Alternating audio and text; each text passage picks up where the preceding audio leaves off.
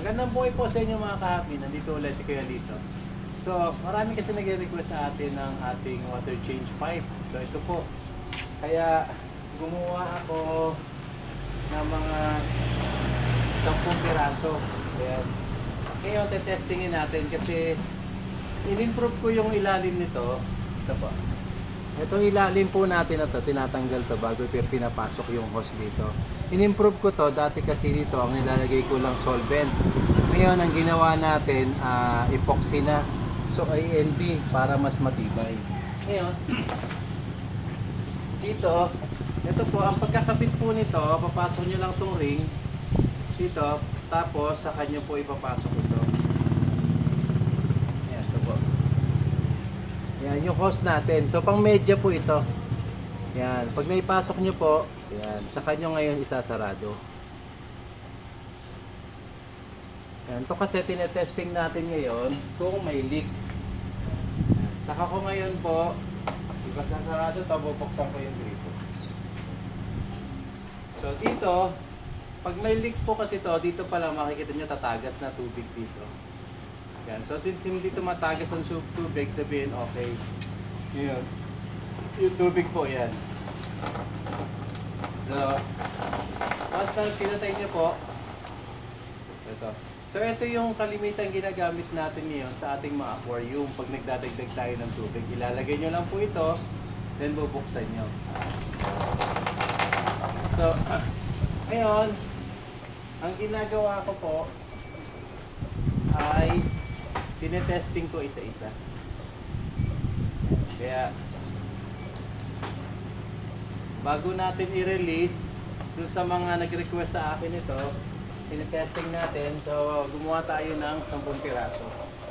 Yan, so ito okay. Then testing ulit tayo ng another. So lahat ito testingin natin para makita natin kung mag-work lahat. Itong ginawa natin na to ay para sa ano to ha, media. So yung inyong ano po, yung inyong pong hose ay ano rin, media rin po ang kailangan. Yan. So yan. Gumagana, papatayin ko dito. Yan. So kasi ang tinitingnan ko dyan yung dito pag maglilik. At the same time, ito pong ating ball valve, magandang klase, malambot. So hindi po ito yung katulad ng kulay red na ball valve na pag pinihit natin mahirap pihitin. So ito po malambot. Yan. So kaya meron po akong gripo kasi doon, pinapatay ko muna kasi masasayang ang tubig natin. So ito isa-isa. I-test natin para malaman natin kung lahat po ay functional o walang leak lahat bago natin ilabas.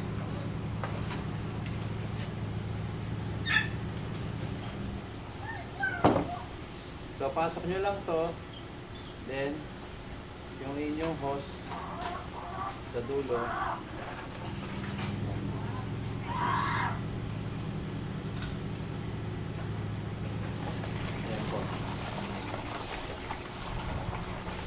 Kasi pag tinignan niyo po ito, sa totoo, mas maganda po kasing tignan to. Mas maganda siyang tignan, yung ganito.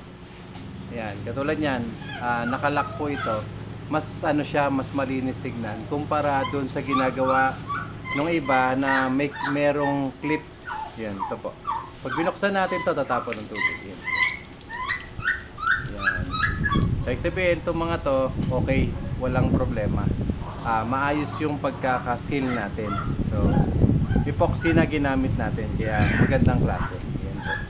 So, hoping mga kahabi nakita nyo yung ginagamit natin dito sa ating water change pipe. Yan po.